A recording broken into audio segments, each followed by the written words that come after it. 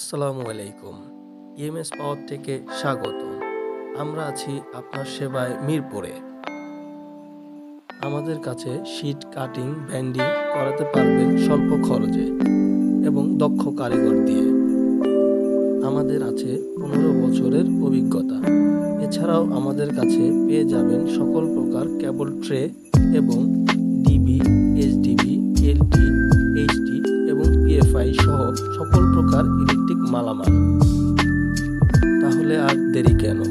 আজই চলে আসুন আমাদের কারখানায়।